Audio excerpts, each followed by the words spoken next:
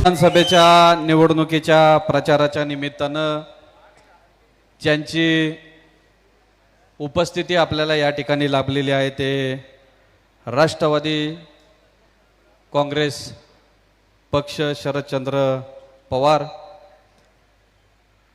प्रदेशाध्यक्ष जयवंतराव पाटील साहेब, जिल्हा अध्यक्ष जगन्नाथ बापू शेवाळे, व्यासपीठावर उपस्थित असलेले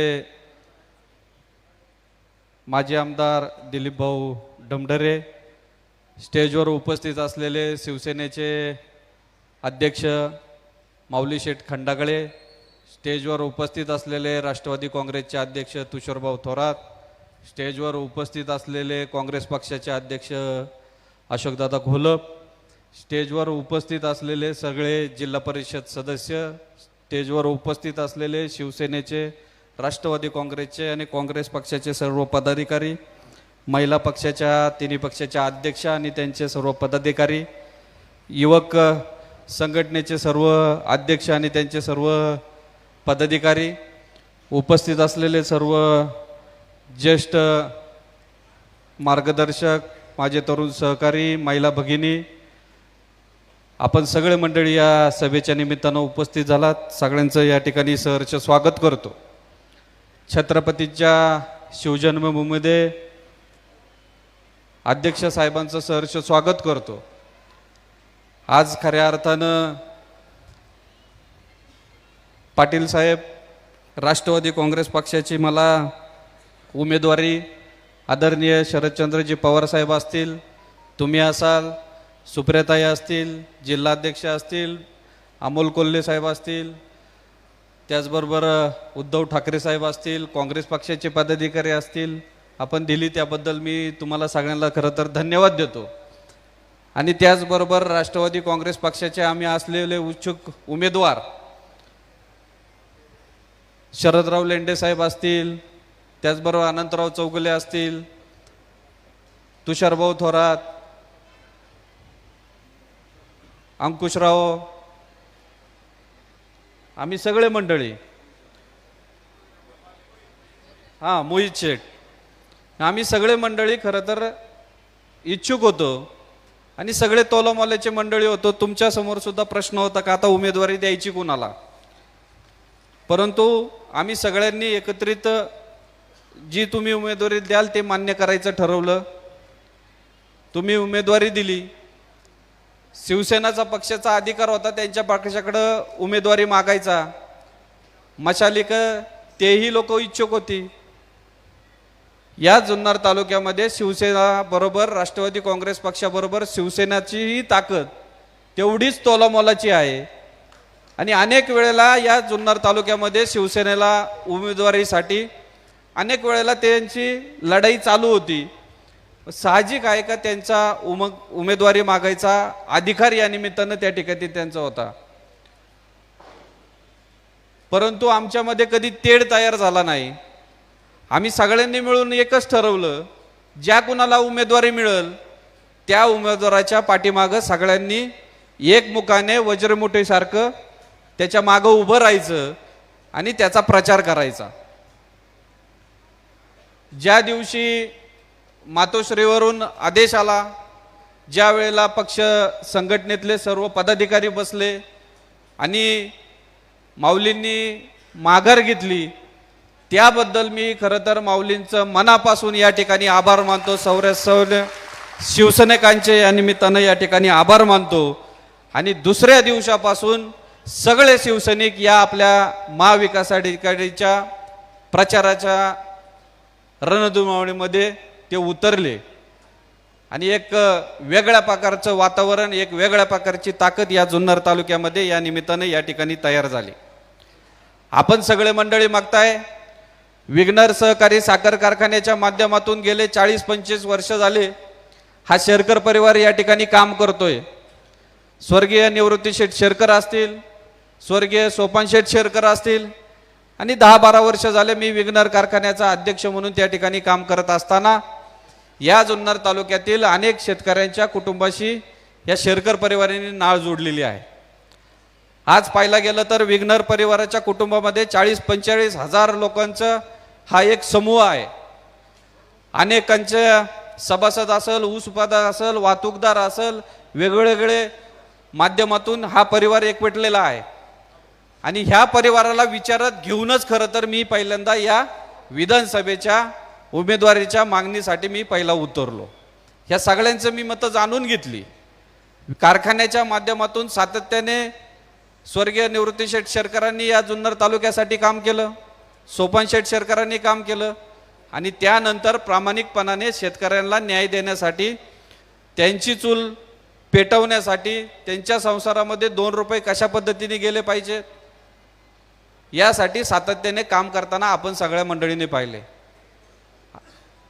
प्रामाणिकपणाने आम्ही संचालक मंडळ, शेतकरी, वाहतूकदार, ऊसतोड कामगार या संदर्भातले एक प्रामाणिकपणाने, पारदर्शकपणाने निर्णय घेताना आपण सगळ्यांनी त्या ठिकाणी पाहिलेला आहे. नवीन नवीन कल्पना घेऊन या जुन्नर तालुक्यातील शेतकऱ्यांना कशा पद्धतीने फायदा होईल, या जुन्नर तालुक्यातील शेतकऱ्यांना ऊसच नाही, पण तुम्ही अनेक वेळेला पाहिलं की या जुन्नर तालुक्यामध्ये पाण्याची टंचाई भासली, त्यावेळेला आंदोलनामध्ये कायमस्वरूपाने आमची भूमिका त्यावेळेला प्रथम क्रमांकाने राहताना आपण पाहिलेली आहे.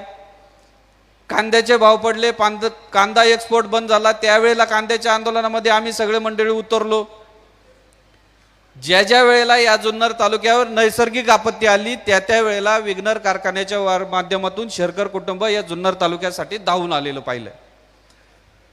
कोविड सारखी परिस्थिती आपल्या जुन्नर तालुक्यातली, त्यावेळेला 2 दिवसामध्ये 200 बेडचं हॉस्पिटल विघ्नर कारखान्याने या ठिकाणी आपल्या जनतेच्या सेवेसाठी उभं करून दिलं.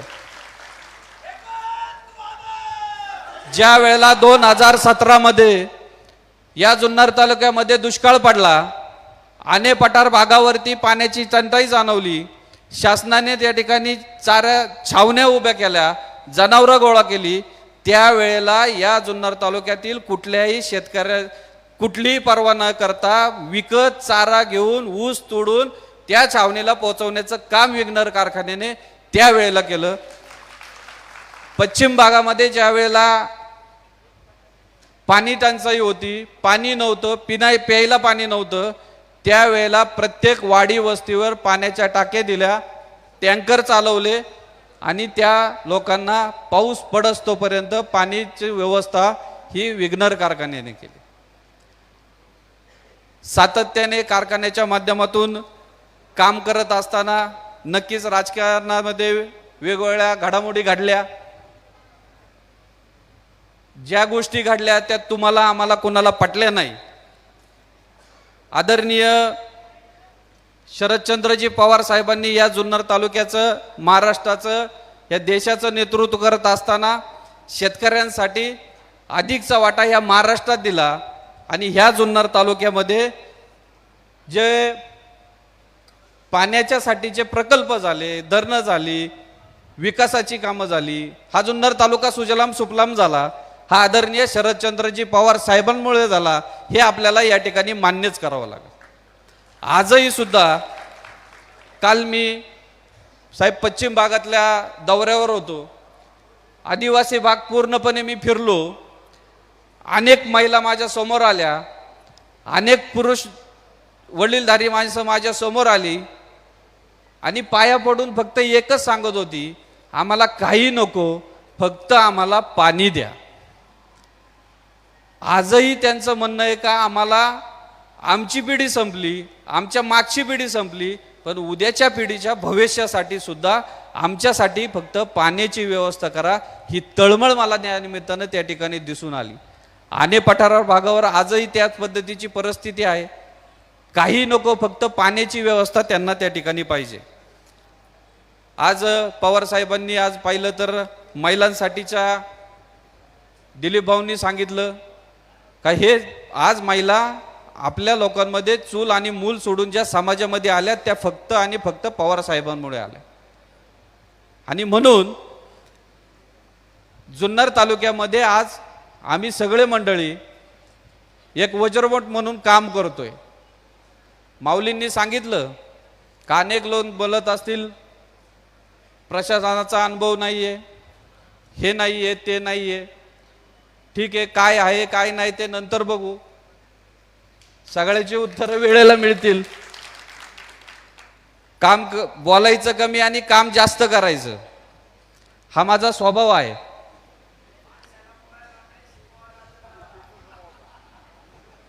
मासाला पोहायला नाही, मास आता वर पण येईल. तर सगळ्यात महत्वाचं काय, या जुन्नर तालुक्यामध्ये आज जर पाहिलं तर बेरोजगाराची संख्या मोठ्या प्रमाणामध्ये झालेली. कुठल्या प्रकारची कारखाना सोडला तर रोजंदारीला वाव नाही. मोठ्या प्रमाणामध्ये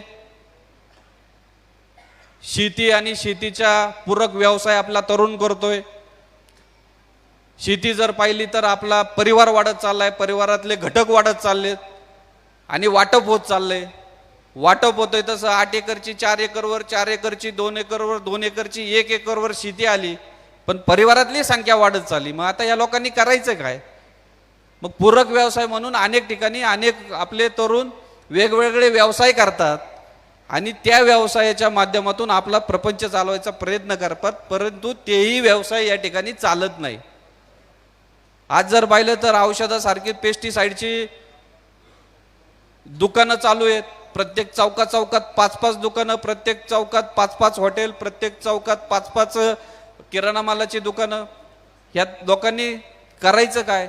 जुन्नर तालुका पर्यटन झाला, पण पर्यटनाच्या दिशेने कुठलीच वाटचाल या निमित्ताने या ठिकाणी दिसत नाही. या जुन्नर तालुक्यात या 5-6 वर्षामध्ये 10 वर्षामध्ये आम्ही पाहतोय जुन्नर तालुका पर्यटन झाला, पण त्या पर्यटनाच्या माध्यमातून आपल्याला कुठल्याही प्रकारचा रोजगार उपलब्ध झाला नाही. हे प्रामुख्याने मला या निमित्ताने या ठिकाणी आपल्याला सांगायचं. मी अनेक वेळाला पाहिलं, मी फक्त एकच उदाहरण या निमित्ताने देतो. कोकणामध्ये कोकण राज्याने त्या परिसरामध्ये होमस्टे म्हणून एक संकल्पना आणली आणि त्या होमस्टेमध्ये तिथल्या त्या नागरिकाला, त्या गावातल्या कुटुंबाला अनुदान म्हणून त्याला त्याच्याच घरामध्ये अजून एक खोली काढण्यासाठी अनुदान दिलं आणि त्याला परवानगी दिली का तुम्ही आलेला पर्यटक तुमच्या घरामध्ये तुम्ही त्याला मुक्कामी ठेवू शकता. त्याला पैसे पण दिले, त्यांनी घर पण बांधलं, त्याच्याकडे पर्यटक पण यायला लागले, तो त्यांना खायला प्यायला घालू लागला, त्यांना 2 रुपये मिळाले, शासनाने त्यांना अनुदान म्हणून घर बांधायला परमिशन दिली. अशा काही गोष्टी आपल्याला या जुन्नर तालुक्यात करणं गरजेचं आहे का, जेणेकरून या तालुक्यातील आमच्या मायबाप जनतेला 2 रुपयाचा फायदा होऊ शकतो आणि या जुन्नर तालुक्यामध्ये पर्यटन वाढू शकतो. अशा अनेक गोष्टी या निमित्त आहे. शिवस्वराज्य यात्रेची साहेब आपण या जुन्नर तालुक्यातून सुरुवात केली. महाराष्ट्रभर आपण फिरलात. या महाराष्ट्रभर फिरत असताना चांगला प्रतिसाद आपल्याला या निमित्तानं मिळाला. तुम्ही एखाद्या वेळेला यात्रेमध्ये असाल, त्याच्यामुळे जुन्नर तालुक्यातल्या काय गोष्टी घडामोडी चालल्या तुम्हाला याची कल्पना नसेल, पण आमच्या राष्ट्रवादी काँग्रेसचे पदाधिकारी तुमच्या कानावर घालतील. शिवस्वराज्य यात्रेच्या वेळेला मी तुम्हाला सांगितलं होतं, जे पेरतं तेच उगवतं. पवार साहेबांनी आमच्या मनामध्ये, आमच्या रक्तात जे पेरलंय तेच उगवलेलं आहे. आता पवार साहेबांचा आशीर्वाद कोणावर आहे तो तुम्ही फक्त स्पष्ट करावं. पवार साहेब कुणाबरोबर आहेत ते पण तुम्ही या ठिकाणी स्पष्ट करावं. आदरणीय उद्धव साहेब ठाकरेंनी स्पष्ट करावं उद्धव साहेब ठाकरे कोणाबरोबर आहे.